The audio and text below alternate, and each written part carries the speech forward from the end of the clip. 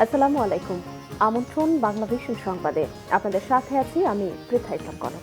শুরুতেই বিআরবি কেবল সংবাদ শিরোনাম। কোম্পানীগঞ্জে কাদের মির্জাকে প্রধান আসামি করে হত্যা মামলা করেছেন নিহত সিএনজি চালকের বাবা। আওয়ামী লীগ নেতা বাদল গ্রেফতার হয়েছেন বৃহস্পতিবার।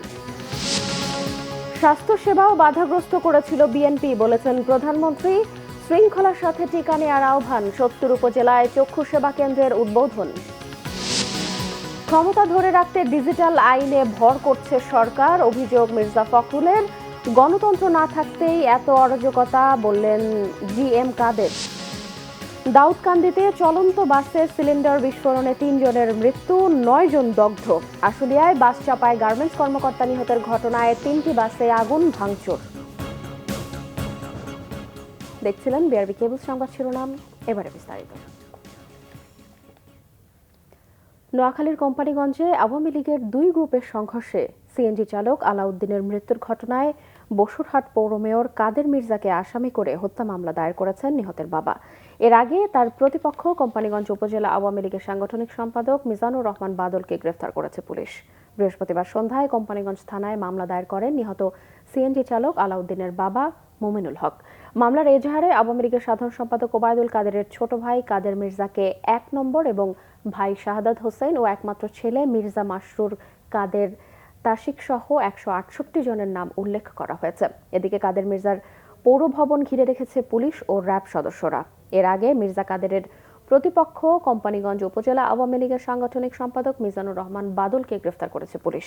গ্রেফতারের বিষয়টি নিশ্চিত করেছেন পুলিশ সুপার মোহাম্মদ আলমগীর হোসেন। বাদলের স্বজনরা জানান, বৃহস্পতিবার বিকেলে নোয়াখালীর প্রেস ক্লাবের পাশের একটি চায়ের দোকান থেকে তাকে তুলে নিয়ে যায় সাদা পোশাকের পুলিশ। গত প্রায় ২.৫ মাস ধরে বসুরহাট পৌরসভার মেয়র আব্দুল কাদের মির্জা ও সাবেক উপজেলা চেয়ারম্যান মিজানুর রহমান বাদলের সমর্থকদের মধ্যে পাল্টাপাল্টি কর্মসূচি ও সংঘর্ষ চলছে। উভয় পক্ষের সংঘর্ষে প্রাণ গেছে সাংবাদিক সহ ২ জনের। এই ঘটনার পর থেকে থমথমে এলাকার পরিবেশ, উদ্বেগ আর উৎকণ্ঠায় স্থানীয়রা। তার বিরুদ্ধে একাধিক মামলা আছে, আমরা সেটা আমাদের সময় মতো আপনাদেরকে জানিয়ে দেব। এদিকে আওয়ামী লীগ সাধারণ সম্পাদক ওবায়দুল কাদের বলেছেন, নোয়াখালীর কোম্পানীগঞ্জের ঘটনায় জড়িতদের কাউকেই ছাড় দেয়া হবে না।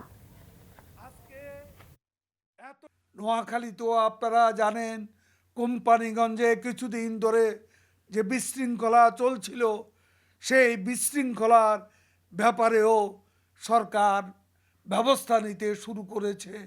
অভিযান শুরু হয়েছে, ইতিমধ্যে প্রায় ১০০ জনকে গ্রেপ্তার করা হয়েছে। যারাই জড়িত কাউকে ছাড় দেওয়া হবে না, অভিযান অব্যাহত থাকবে এবং সাংগঠনিক তদন্ত চলছে, সাংগঠনিক ব্যবস্থা অচিরে নেওয়া হবে। বিএনপির আমলে সমস্ত ধরনের স্বাস্থ্যসেবা ও টিকা কার্যক্রম সহ চিকিৎসা সেবা মানুষের দোরগোড়ায় নিয়ে যাওয়া হয়েছে বলে জানিয়েছেন প্রধানমন্ত্রী শেখ হাসিনা। চক্ষু চিকিৎসায় ৭০টি উপজেলা স্বাস্থ্য কমপ্লেক্সে স্থাপিত কমিউনিটি ভিশন সেন্টারের উদ্বোধনী অনুষ্ঠানে প্রধানমন্ত্রী এই তথ্য জানান। তিনি বলেন, অন্য সব ক্ষেত্রের মতো কমিউনিটি ক্লিনিক বন্ধ করে দিয়ে বিএনপি জামায়াত জোট মানুষের স্বাস্থ্যসেবাও বাধাগ্রস্ত করেছিল। প্রধানমন্ত্রীর সানুগ্রহ বৃহস্পতিবার ৫ বিভাগের ২০ জেলায় ৭০টি উপজেলা স্বাস্থ্য কমপ্লেক্সে কমিউনিটি ভিশন সেন্টার চালু করা হয়। গণভবন থেকে ভার্চুয়ালি এই সেন্টারগুলো উদ্বোধন করেন প্রধানমন্ত্রী। এগুলোর মাধ্যমে দেশের ১/৩ মানুষ বিশেষজ্ঞ চক্ষু চিকিৎসার আওতায় এলো। সমস্ত ধরনের স্বাস্থ্যসেবা মানুষের দোরগোড়ায় পৌঁছানোর কথা জানান প্রধানমন্ত্রী শেখ হাসিনা। আহ্বান জানান শৃঙ্খলার সাথে করোনার টিকা নেয়ার। আমরা কমিউনিটি ক্লিনিক থেকে যেভাবে ৩০ প্রকার ঔষধ বিনামূল্যে পয়সা দিচ্ছি, চিকিৎসা সেবাটা করে দিচ্ছি, ঠিক সেখান থেকে আবার চক্ষু সেবাটা করে দেওয়া।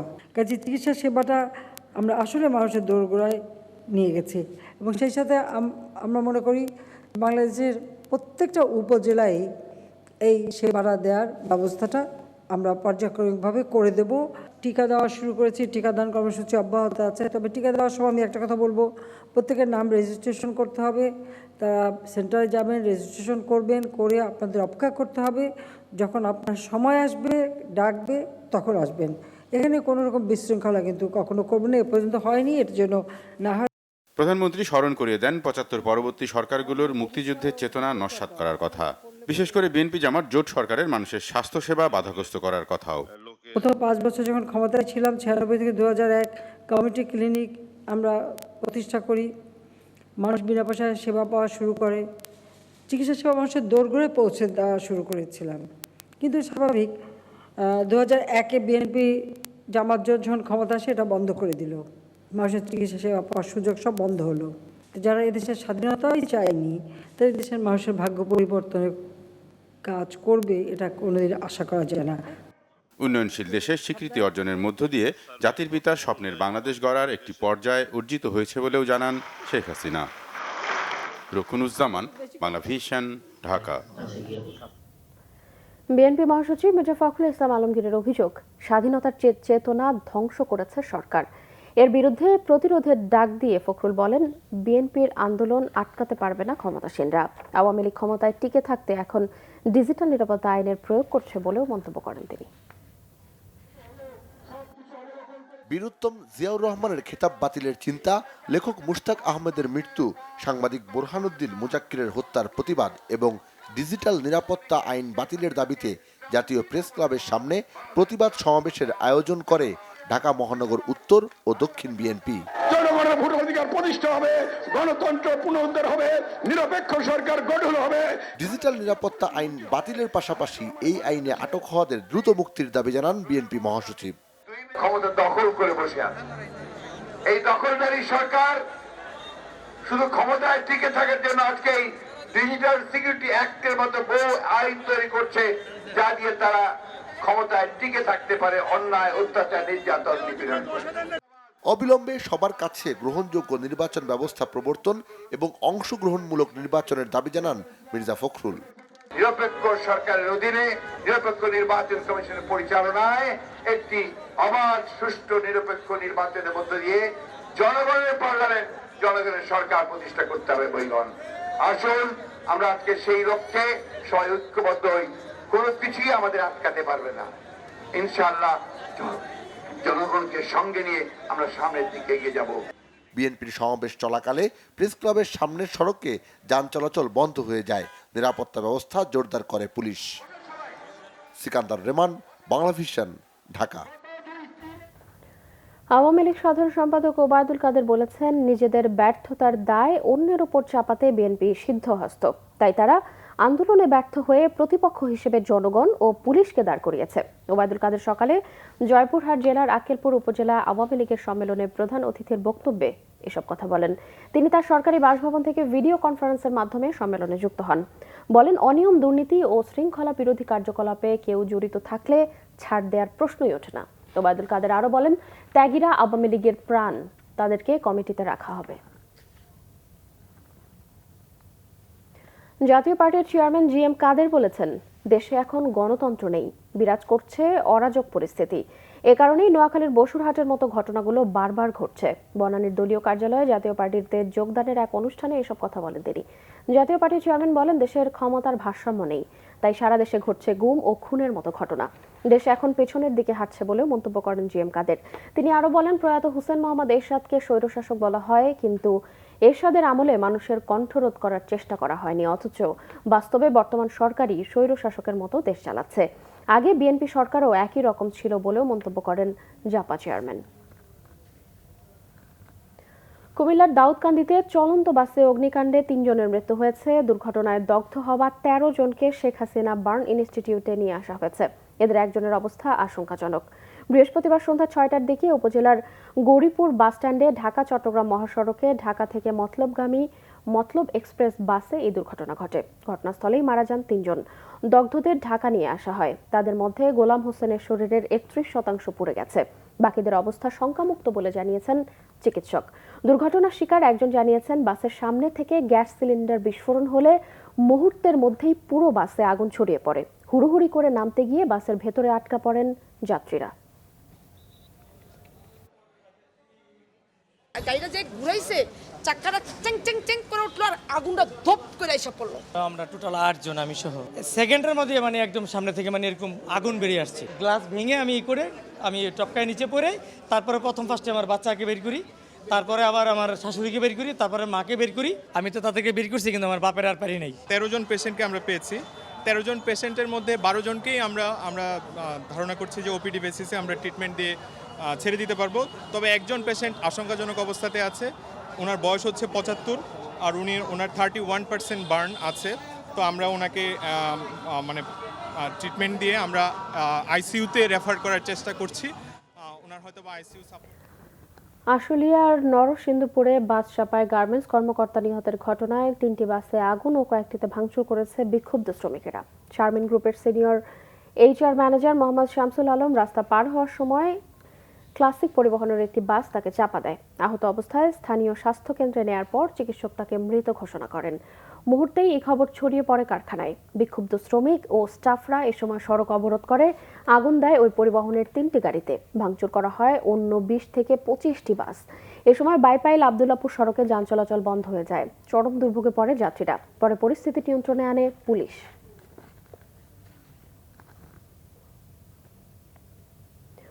রাজধানীর কাঁঠালবাগানের কালভার্ট সড়কে আগুনে পড়ে গেছে ছোট্ট একটি গরুর খামার সহ কয়েকটি টিন শেড ঘর। তবে এতে কোনো হতাহতের খবর পাওয়া যায়নি। রাত 9:30টার দিকে এই অগ্নিকাণ্ড ঘটে। পরে ফায়ার সার্ভিসের 5টি ইউনিটের সহায়তায় আগুন নিয়ন্ত্রণে আনা হয়। প্রাথমিকভাবে আগুনের কারণ জানা যায়নি।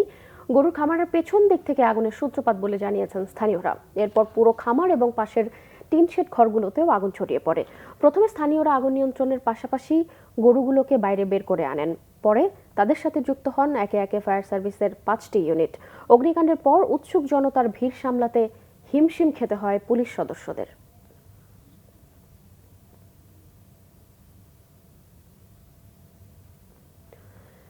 বিদেশ যাত্রায় নিষেধাজ্ঞা সংক্রান্ত চিঠি 13 ঘন্টা পর ইমিগ্রেশনে পাঠিয়ে দুর্নীতি দমন কমিশন PK হালদারকে বিদেশ যাওয়ার সুযোগ করে দিয়েছে বলে মন্তব্য করেছেন হাইকোর্ট।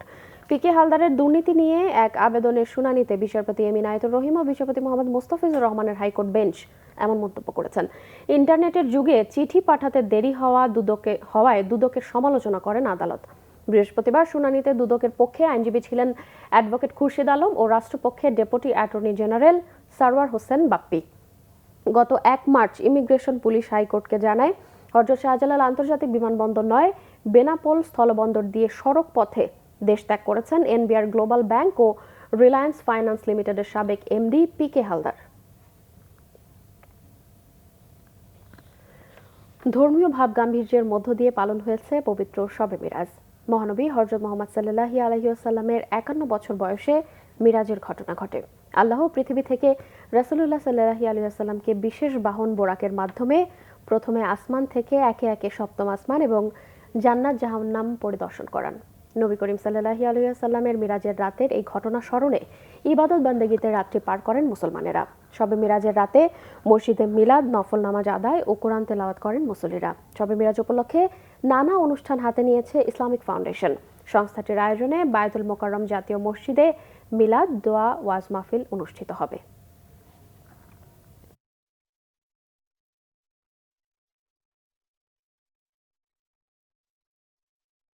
স্বাধীন করো, স্বাধীন করো, বাংলাদেশ স্বাধীন করো।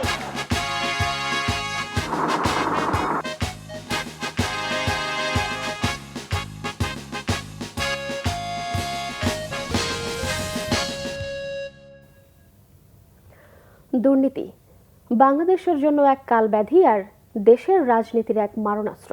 প্রতিটি নির্বাচনেই দুর্নীতি দমনের প্রতিশ্রুতি দিয়েছে রাজনৈতিক দলগুলো। ট্রান্সপারেন্সি ইন্টারন্যাশনালের দুর্নীতির বৈশ্বিক ধারণা সূচকে বরাবরই উপরের দিকে থাকে বাংলাদেশের নাম। দুর্নীতি দমনে একসময় দেশে ছিল দুর্নীতি দমন কমিশন ব্যুরো, পরে গঠিত হয় দুর্নীতি দমন কমিশন দুদক। কিন্তু কাজের কাজ কতটা হয়েছে? দুর্নীতির হ্রাস কি টেনে ধরা সম্ভব হয়েছে? এমন প্রশ্নের জবাবে হতাশার কথাই শোনালেন দুর্নীতি বিরোধী আন্দোলনের নেতা ও বিশেষজ্ঞরা। বিস্তারিত সৈকত সাদিকের প্রতিবেদনে।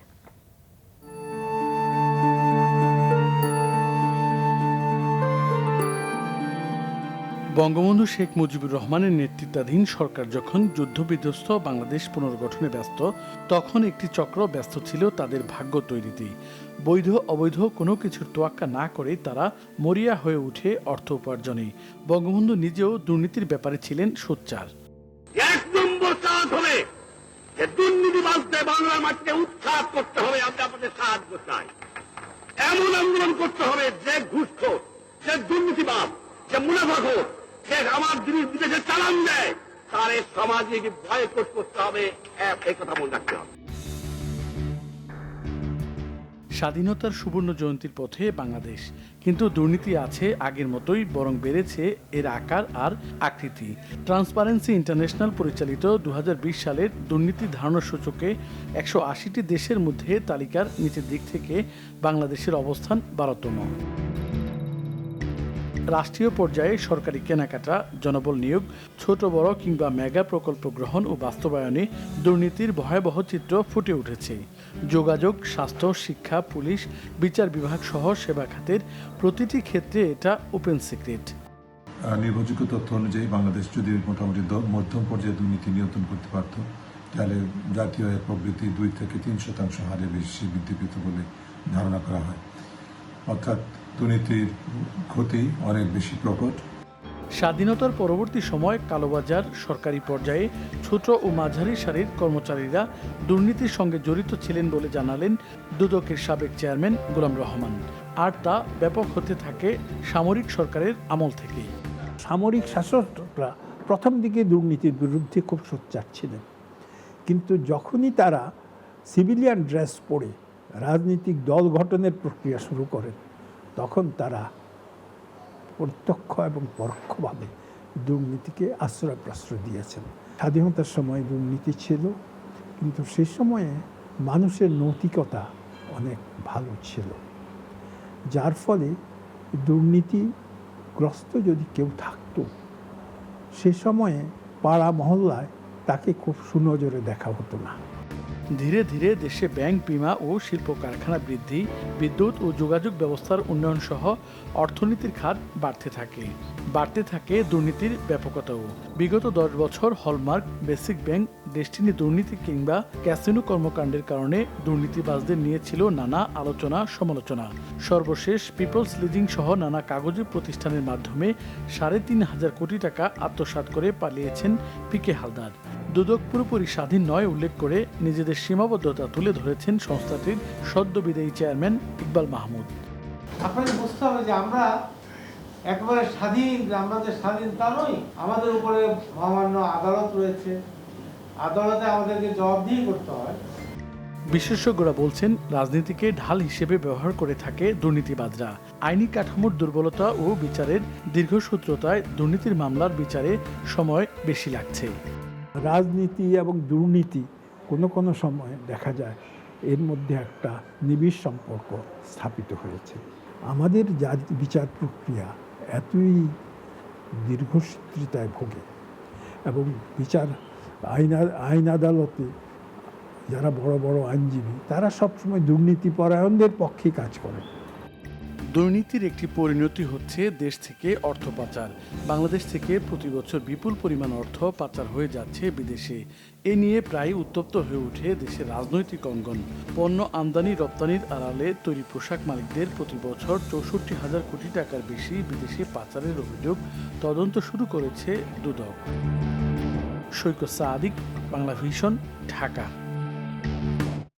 স্থানীয় সরকার ও পল্লী উন্নয়ন মন্ত্রী তাজুল ইসলাম বলেছেন, পশ্চিমা বিশ্বের সুন্দর চেহারাওয়ালারা সবসময় যে সুপরামর্শ দেয় তা নয়। তারা অর্থায়ন করেছে এমন প্রকল্পে দেশের উপকারের পাশাপাশি ক্ষতিও হয়েছে সমানতালে। সকালে বঙ্গবন্ধু আন্তর্জাতিক সম্মেলন কেন্দ্রে সিডিপির এক অনুষ্ঠানে তিনি কথা বলেন। মন্ত্রী বলেন, দাতাদের দেয়া পরামর্শে ঢাকা শহরের বক্স কালভার্ট প্রকল্পের ফলে রাজধানীর ড্রেনেজ ব্যবস্থা পঙ্গু হয়ে পড়েছে। মন্ত্রী বলেন, বিশ্বব্যাংক নিষেধ করার পরও কৃষিতে ভর্তুকি দিয়েছিলেন প্রধানমন্ত্রী শেখ হাসিনা, আর সে কারণেই বাংলাদেশ আজ খাদ্যে স্বয়ংসম্পূর্ণ। তাজুল ইসলাম বলেন, দেশকে উন্নত করতে প্রধানমন্ত্রী একটি রোডম্যাপ দিয়েছিলেন, আর তা এগিয়ে নিতে হবে সব মানুষকে। তিনি সম্পৃক্ত করেছেন।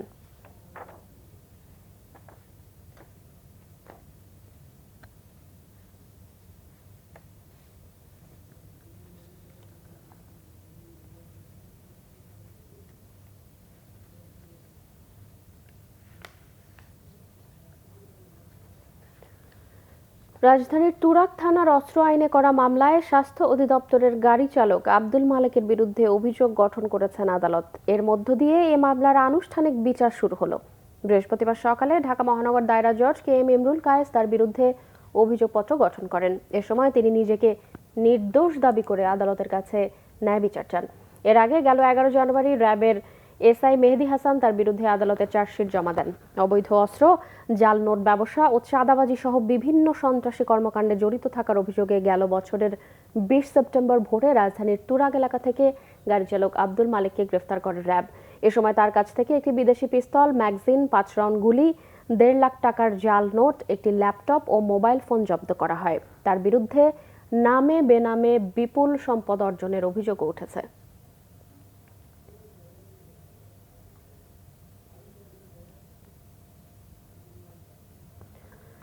ফাগুন আসতেই রাজশাহীর বাতাসে সুবাস ছড়াচ্ছে আমের স্বর্ণালী মুকুল।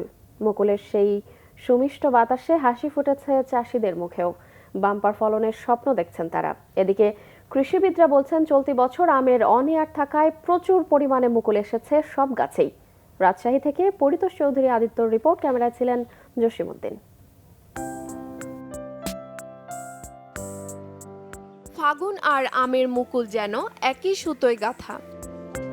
বছরের নির্দিষ্ট এই সময় সব শ্রেণীর মানুষের দৃষ্টি থাকে সবুজ পাতায় ঢাকা আম গাছের শাখা প্রশাখায়।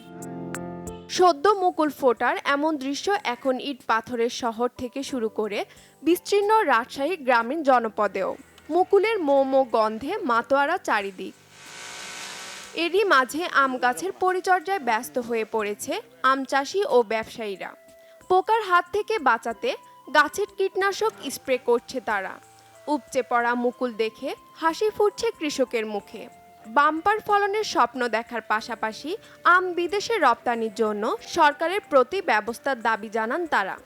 মুকুলের অবস্থা খারাপ নাই। আশা করি যে আবহাওয়া যদি অনুকূলে থাকে তাহলে এবার আমাদের ফলন হবে প্রচুর। সরকার যদি আমাদের আমটা যদি একটু বিদেশে যদি একটু রপ্তানি করতো, চেষ্টা করতো, তাহলে আমরা কৃষকেরা একটু উপকৃত হতাম।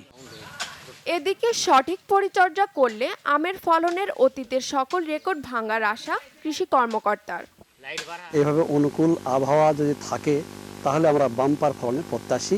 প্রতি লিটার পানিতে ইমিডাক্লোপ্রিড গ্রুপের কীটনাশক যদি তরল হয় 0.5 থেকে 0.75 মিলিলিটার, আর যদি দানাদার হয় তাহলে 0.2 গ্রাম।